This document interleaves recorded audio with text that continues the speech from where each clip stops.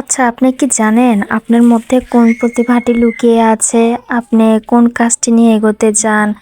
বা আপনার মধ্যে কোন কাজটা বেশি প্রায়োরিটি দেয় আপনাকে? আর আপনি কোন কাজের প্রতি বেশি আগ্রহী? আসলে আপনি যে কাজের প্রতি বেশি আগ্রহী সেটা নিয়ে আপনি এগিয়ে যেতে পারেন।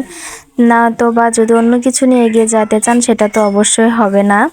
তো আপনার মধ্যে যে প্রতিভাটা আছে যেটা নিয়ে আপনি কাজ করতে চান সেটা নিয়ে আপনি শুরু করে দিতে পারেন।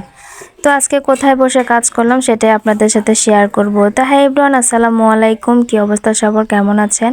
আশা করি ভালো আছেন, আমিও ভালো আছি আলহামদুলিল্লাহ। তো যে যেখান থেকে আমার ভিডিওটা দেখছেন প্লিজ একটা লাইক দিতে ভুলবেন না। আর আমার চ্যানেলটা যারা এখনও সাবস্ক্রাইব করেনি তারা প্লিজ তাড়াতাড়ি সাবস্ক্রাইব করে দিবেন। তো আশা করছি আমার ফুল ভিডিওটা দেখবেন, আপনারা ভালো লাগবে দেখলে অবশ্যই। আর কোথায় বসে ভিডিওটা করছি সেটাও একটা দেখার বিষয় আছে, আপনারাও দেখে যান। আসলে কাজ করতে গেলে কখন কোথায় হুটহাট করে চলে আসে কাজ, আসলে বলার মতো না। আমরা রিজিক নিয়ে অনেক ভাবি, তো রিজিকের মালিক তো আল্লাহ, তাই না? আসলে এত ভাবা চিন্তার কিছুই নেই, কিন্তু জীবনে চলতে গেলে বাঁচতে গেলে ভালোভাবে তো ভাবার চিন্তা করতেই হয়, তাই না? আর রিজিকের মালিক তো আল্লাহ, সেই জানে যে কখন কি হয় না হয়। তো দেখতে পাচ্ছেন ছেলের স্কুলে গিয়ে, স্কুলের সামনে একটা মাঠ, আমাদের বগুড়া আলতাফুন্নেসা খালার মাঠ, সেখানে বসে থেকে আমি যে কাজ করতেছিলাম। তো যেখানেই যাই না কেন কাজ কিন্তু আমার পিছু ছাড়ে না, এটা একটা টপিক আমার বলতে গেলেই চলে। যেখানেই যাই সেখানে মনে হচ্ছে কাজ এমনভাবে পিছু লেগে আছে, আসলে কি বলবো। আসলে ভালোবাসি তো, তাই জন্য কাজ আমাকেও ভালোবাসে খুব, এই জন্যে কাজটা আমাকে ছাড়তে চায় না, বা আর কি আমার পিছুই ছাড়ে না।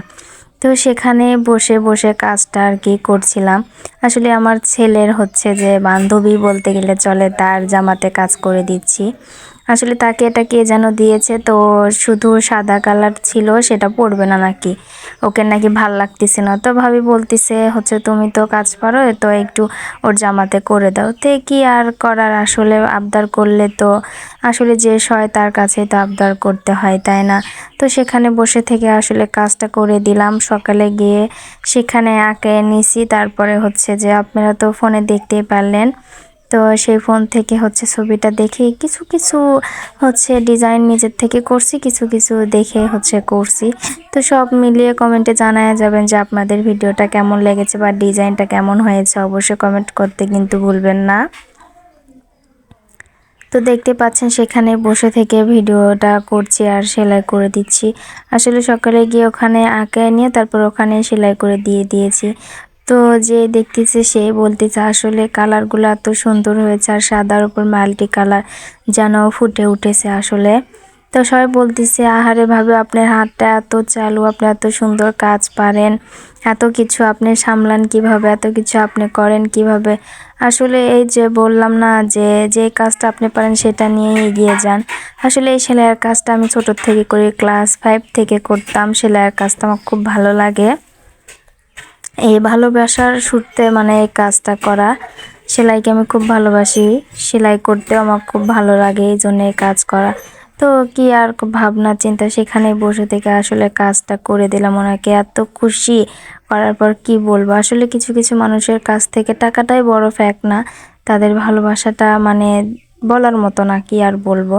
তো সেখানে বসে থেকে কাজটা করে দিলাম। তার পাশে আরও অনেকগুলো ভাবিরা বসেছিল, ওনারা বলতেছিল খুব ভালো হয়েছে, এরকম করে নিব, কত টাকা নেবেন, বা কাপড় আপনি দিবেন বা আমি দিব। আসলে নানান জনের নানান প্রশ্ন, কি আর বলবো, সব তো একসাথে তো আর এতগুলো বলা যায় না। তো দেখতে পাচ্ছেন জামাটার ফাইনাল লুক কেমন লাগতেছে। জামাটা রেডিমেড ছিল, কেনা জামা, চিকেন কারি কাপড় নিচে লেস দেওয়া ছিল। তো কি আর করার, আবদার করছে, তো সেখানে বসে থেকে আসলে কাজটা করে দিলাম।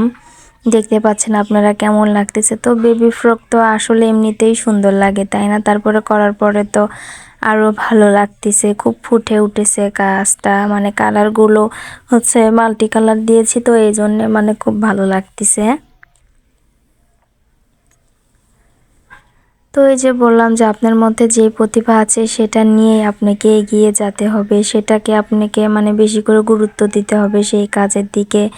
আবার এমনটা না যে সংসারের কাজকর্ম ফেলে রেখে আপনি সেই দিকে শুধু গুরুত্ব দিবেন, তাই না? তো আসলে আমরা তো নারী, আমরা সবই পারি, আমাদের তো সব দিকে খেয়াল রাখতে হয়। কখন কোথায় কি হলো বা সংসারের টুকিটাকি জিনিসপত্র, বাচ্চাকে সামলানো, সংসারে কাজকর্ম সব কিছু সারে মানে আমাদের এগুলো কাজ করতে হয়। তো দেখতে পাচ্ছেন জামার নিচে কত সুন্দর করে লেস দিয়ে হচ্ছে যে লেস হচ্ছে বসানো ছিল। তারপরে চলে আসলাম, চলে আসে হচ্ছে বাসায় হচ্ছে নতুন কাপড় উঠাইছি, তো সেটাই আপনাদের সাথে শেয়ার করতেছি।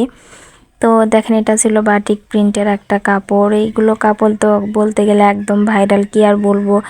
এগুলো তো গজ কাপড়ও নামছে, তারপর হচ্ছে থ্রি পিসও নামছে। আসলে যে যে রকম করে বানায় আর কি করে, তো সবাই পড়তে পারবেন। আপনারা অবশ্যই কমেন্ট করতে ভুলবেন না যে কাপড়গুলো কেমন হয়েছে বা থ্রি পিসগুলো কেমন। আর কেউ যদি নিতে চান অবশ্যই কমেন্টে জানাতে পারেন। আর সব মিলিয়ে আলহামদুলিল্লাহ, আবারও বলছি আলহামদুলিল্লাহ। কেন বলছি, এই কারণে যে আমার এত এত অর্ডার আসতেছে, আসলে বলার মতো না। আসলে ওই যে বললাম, রিজিকের মালিক তো আল্লাহ। আল্লাহ ছাড়া তো মানে আমরা এক পাও নড়তে পারবো না, তার ইশারা ছাড়া আর কি। তো হয়তো বা আল্লাহ পাক চাচ্ছে, এই জন্য আমার এত এত অর্ডার হচ্ছে আলহামদুলিল্লাহ। তো এই জামাটা দেখতেছে হচ্ছে আমার বোনও চিন্তায় পড়ে গেছে যে এই জামাটা নিবে না হচ্ছে যে ব্লকের মানে যে বাটিক প্রিন্ট দেখলেন সেই জামা। আসলে আজকের ব্লগটা খুবই স্পেশাল। প্রথমত হচ্ছে ছেলের স্কুলে গিয়ে সেখানে কাজ করলাম, তারপরে হচ্ছে আমার দুই বোনেকে নিয়ে কাজ করলাম সন্ধ্যাবেলা। দেখতে পাচ্ছেন আমার ছোট বোনটা হচ্ছে কাপড় মেলায় ধরে আছে, আর আমি হচ্ছে ভিডিও করতেছিলাম। আমার মেজো বোনকে বললাম একটু ধরো, সে ধরবে না, পরে বলতেছে আপু আমি ধরে দাও। দেখেন আমরা তিন বোন মিলে আজকে ভিডিওটা করতেছি। তারপরে তো ভাইরাল এই বাটিক প্রিন্ট কালো আর হচ্ছে লাল, তারপরে হচ্ছে বাসন্তী কালার, তো শেষমেশ এইটাই নিয়েছে। আর হচ্ছে ওই সাদাটা যেটা দেখলেন সেটা, তো দুইটা দেখে মানে করতে পারতেছে না যে কোনটা নিবে আসলে। তো প্রথম প্রথম ব্যবসা শুরু করতে গেলে হয় কি, নিজেদের মধ্যেই সেল হয়ে যায় অনেক। আর নিজেদের মধ্যে বেশি সেল হলে আপনার ভালো, যে তাদের দেখা দেখি অন্য কেউ নিবে বা তার দেখা দেখি আরেকজন নেবে, আরেকজন নেবে। আসলে ব্যবসা তো একবারে মানে এক লাফে তো গাছে ওঠা যায় না, তাই না? এই ব্যবসা করতে গেলে ধৈর্যের প্রয়োজন, ধৈর্য ছাড়া কেউ কখনো কিছুই করতে পারবে না। তো বক বক করতে করতে আমার ভিডিওটা প্রায় শেষের দিকেই।